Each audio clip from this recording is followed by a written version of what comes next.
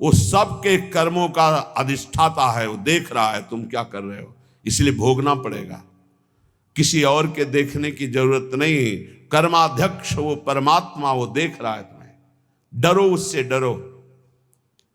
पाप कर्म करते समय ध्यान रखो, तुम्हें देख रहा है कोई, वो है परमात्मा, वही कर्माध्यक्ष है, वही न्यायाधीश है, वो स्वयं देख रहा है। किसी की वकालत की जरूरत नहीं, गवाही की जरूरत नहीं, साक्षी की जरूरत नहीं।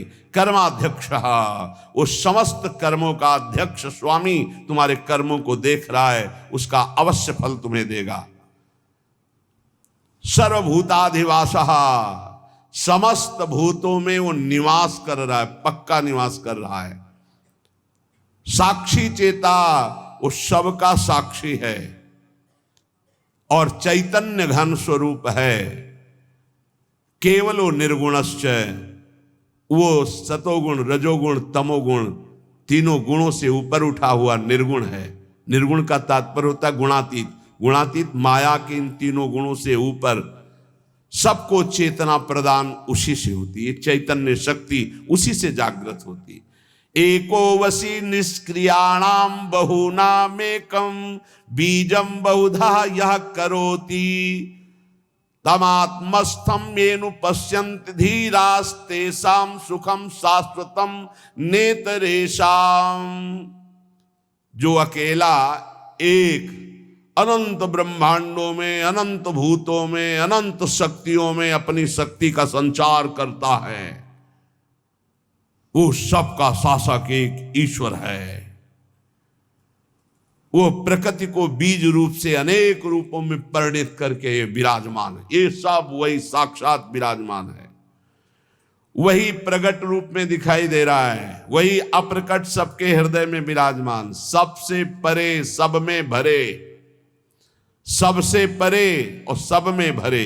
जो सबसे भरे वही सबसे परे, जो सबसे परे वही सब में भरे। यह रहस्य रघुनाथ कर बेगी न जाने कोई, और जो जाने रघुपति कृपा तो सपने मोह न होए। जो ऐसे परमेश्वर का अनुभव कर लेता है वो सदैव परमानंद में मगन रहता है। तेषाम सुखम शाश्वतम नेतरेषाम, जो सबसे परे सब में भरे ऐसा अनुभव कर ले। यो माम पश्यति सर्वत्र सर्वम च मयि पश्यति तस्याहम न प्रणश्यामि। वो कभी मेरे से दूर नहीं होता, मैं कभी उससे दूर नहीं होता। जो ये जान जाता है सब में श्री भगवान है और सब श्री भगवान में है। विराट रूप भगवान में सब वास कर रहे, सूक्ष्म रूप भगवान सबके हृदय में वास कर रहे हैं। नित्यो नित्यानाम चेतनश्चेतनानाम एको बहुनाम यो विदधाति कामान तत्कारणम सांख्य योगादिगम्यम ज्ञात्वा देवम मुच्यते सर्वपासई। देखो ये वेद है, इसको समझ लोगे तो कभी संशय नहीं होगा। वो परमात्मा एक है, वो सर्वव्यापी है, वो सर्वसाक्षी है, वो कर्माध्यक्ष है, वो समस्त प्राणियों में विराजमान अकेला, सबको जीवनी शक्ति, बौद्धिक शक्ति सबको वही दे रहा है। जो एक नित्य चेतन परमात्मा है वही तुम्हारे कर्मों के फल का विधान करने वाला है। इसलिए बहुत शीघ्र ज्ञान योग से, कर्म योग से, भक्ति योग से उस परमात्मा को प्राप्त कर लो और जीवन मुक्त हो जाओ। सबके कारण रूप परम देव परमात्मा को प्राप्त कर लिया तो समस्त बंधनों से मुक्त हो जाओगे। ज्ञात्वा देवम मुच्यते सर्वपाशई है, सर्व बंधनों से मुक्त हो जाओगे। जीवन का परम लक्ष्य वेद कहता है, श्वेता श्वेतर्वेद, आपको भगवत प्राप्ति इसी जन्म में करनी, और कोई जन्म होगे। जीवन का परम लक्ष्य वेद कहता है, श्वेता श्वेतर्वेद, आपको भगवत प्राप्ति इसी जन्म में करनी, और कोई जन्म नहीं है। बार बार अन्य योनियों में जाने पर तुम कोई नया कर्म नहीं कर सकते, केवल मनुष्य जीवन में भगवत प्राप्ति कर सकते हो। वो भगवत प्राप्ति किसी और की उपासना से नहीं होगी। महापुरुषों के चरणों की उपासना से एकमात्र भगवान की उपासना। रहुगणित तत्प्रसानयाति न चेज्या न निरूपणात् गृहाद्वा न छंदसा नैव जलाग्नि सूर्यो बिना महत्पाद रजो अभिषेकम। तो ये कह रहे हैं और कोई उपासना से इनकी प्राप्ति नहीं होने वाली। अगर आप समझते हो कि अन्य कोई, तो इनका प्रवेश ही नहीं है। न तत्र सूर्यो भाति न चंद्र तारकम, न सूर्य का वहां प्रवेश है न चंद्रमा का प्रवेश है कि अपने प्रकाश सहित पहुंच जाए परम धाम में, ब्रह्मधाम में, ब्रह्म स्वरूप में। न तत्र सूर्यो भाति न चंद्र तारकम नेमा विद्यतो भांति कुतो यमग्नि, न अग्नि न बिजली न चंद्रमा न सूर्य। इन तेज त्रिभुवन को प्रकाशित करने वालों की सामर्थ्य नहीं कि उसमें प्रवेश पा सके। तमेव भांतम अनुभाति सर्वम तस्या भाषा सर्वमिदम विभाति, क्योंकि ये सब उससे प्रकाशित होते हैं, उसी परमात्मा तत्व से। इसलिए जो सबका परम प्रकाशक है उस परमात्मा की प्राप्ति इसी देह में, मनुष्य देह में आप कर सकते हैं। जो इस मनुष्य देह को प्राप्त करके भगवत प्राप्ति नहीं करता है वो अपना भारी पतन कर रहा है। पर भगवत प्राप्ति कौन कर सकता है? जिसको कोई भी त्रिभुवन का भोग ललचाए ना, भ्रष्ट ना कर पाए। ये तैयारी करनी पड़ेगी ये सत्संग से। और पक्का हमने देखा है, पक्का देखा है और देख रहा हूं, जैसे जैसे सत्संग हो रहा है, जैसे जैसे भजन हो रहा है, जैसे जैसे बात समझ में आ रही, तो सबसे बड़ा तूफान जीवन का होता है नवयौवन अवस्था। बहुत ध्यान से प्रसंग सुनना है। जब तक भोगों की आसक्ति आपके अंदर किसी भी भोग की रहेगी तब तक आपको भगवत प्राप्ति का उत्साह नहीं होगा। एक बार ये जो प्रसंग चल, एक बार नचिकेता नाम के ब्रह्म ऋषि के पुत्र थे वो, तो उनका जन्मोत्सव मनाया जा रहा था। तो जन्मोत्सव में अब वो ब्रह्म ऋषि थे तो बहुत से ब्रह्म ऋषियों को बुलाया, मंत्रोच्चारण हुए वेदों के, फिर गौवें दान की। तो नचिकेता ने देखा गलत हो रहा है, उन्हीं का जन्मोत्सव था। अच्छी अच्छी गौवें गौशाला में रख ली गई हैं और जो कम दूध देती हैं या जो दूध देना छोड़ने वाली हैं वो गौवें दान की जाए। तो उन्होंने दान करते समय ही पिता से कहा कि मुझे ये आपकी दान पद्धति ठीक नहीं लग रही। ऋषि पुत्र ऋषि थे तो एक तरह से पिता का अपमान हो रहा है और पिता की निंदा हो रही है। उन्होंने कहा आप ये ऐसी दुबली पतली गौवें दान कर रहे हो, स्वस्थ गौवें, नई ब्याई हुई गौवें आप दान नहीं कर रहे हैं। ये दान पद्धति के विपरीत आप दान क्यों कर रहे हैं? गौवें किसके लिए रखे हैं? मेरे लिए ना, मैं पुत्र हूं ना, तो आप दान मेरे लिए ही तो कर रहे हैं। तो आप ऐसा दान क्यों कर रहे हैं? तो मेरे को किसको देते हैं? मेरे लिए गौवें तो मेरे को किसको देते हैं? तो उनका तुम्हें मृत्यु को देता हूं, जा। बड़े क्रोध में हुए और जा यमपुरी की यात्रा कर। और वो ब्रह्म ऋषि, एक एक शब्द सत्य होता है सत्य बोलने वालों का, तत्काल यमपुरी के लिए नचिकेता। अब अपराध था नहीं इसलिए सशरीर यमपुरी गए। अब जो ही यमपुरी में पहुंचे तो जो 12 महाभागवत है उनमें एक धर्मराज जी को भी कहा गया है। पापियों के लिए वो यम भयानक रूप है और धर्मात्माओं के लिए धर्मराज स्वरूप हैं।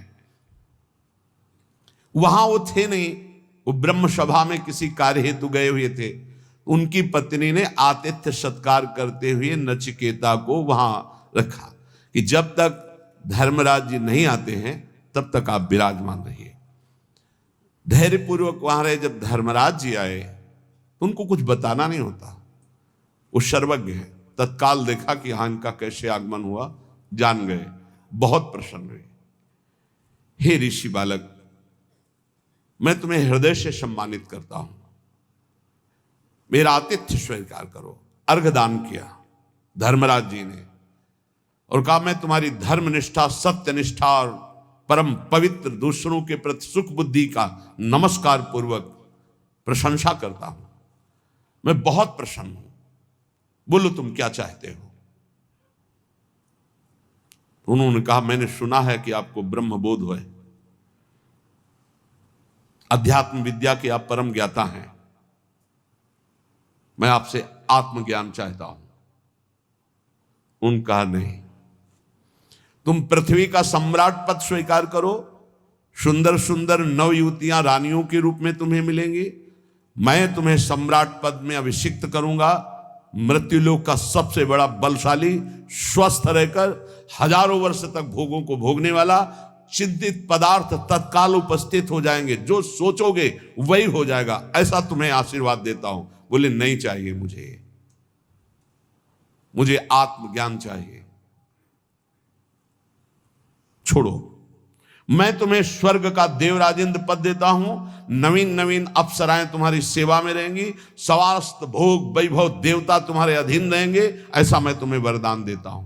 बोले नहीं चाहिए, मुझे सिर्फ आत्मबोध चाहिए, आत्मज्ञान चाहिए। क्या क्या नहीं लालच दिया, जब कोई भी बात स्वीकार नहीं का, आत्मज्ञान चाहिए, तब बोले श्रेयश्च प्रेयश्च मनुष्य में तस् तौ संपरित्य विविनक्ति धीरः श्रेयो ही धीरे भी प्रेयसो वृणीते प्रेयो मंदो यज्ञ क्षेमात् वृणीते।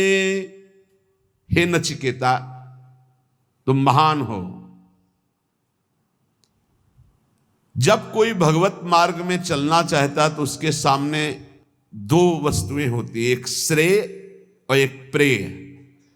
श्रेय कहते हैं जिससे भगवत प्राप्ति होती है, प्रेय कहते हैं जिनसे भोगों की प्राप्ति होती है। दोनों सामने रखे जाते हैं। किनके? हमारे तुम्हारे ऐसे साधारण के नहीं, जिनका दृढ़ लक्ष्य बन गया भगवत प्राप्ति। अब जो भोग चाहिए वो सब मिलेगा, उसको फ्री मिलेगा, भोगो, और उत्तम भोग उसको एकांत में दिया जाएगा, भोगो। अगर प्रेय भोग लिया तो श्रेय की प्राप्ति का अधिकार क्षीण होने लगता है।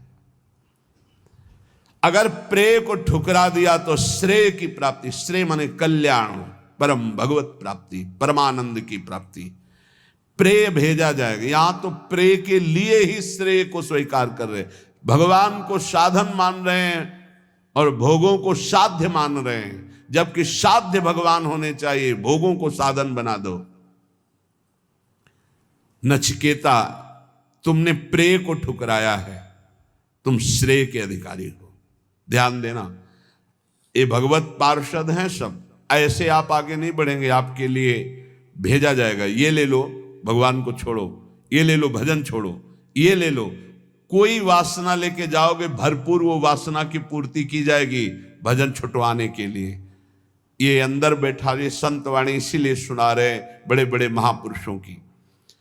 प्रेय और श्रेय दोनों साधक के सामने रखे जाते हैं। बुद्धिमान उपासक को दोनों पर भली भांति विचार करना है कि ये प्रेय तो बहुत जन्मों में भोग चुका हूं, अब इस जन्म में नहीं, इस जन्म में मुझे भगवत प्राप्ति करनी है। वो श्रेष्ठ बुद्धि परम कल्याण के साधन के सामने समस्त भोग, सम्मान, प्रतिष्ठा को त्याग करके श्रेष्ठ समझकर भगवत प्राप्ति को आगे बढ़ता नहीं चाहिए। परंतु जो मंद बुद्धि वाला होता है वो योगक्षेम की इच्छा रखकर भोगों को स्वीकार कर लेता है और परम कल्याण से वंचित हो जाता है।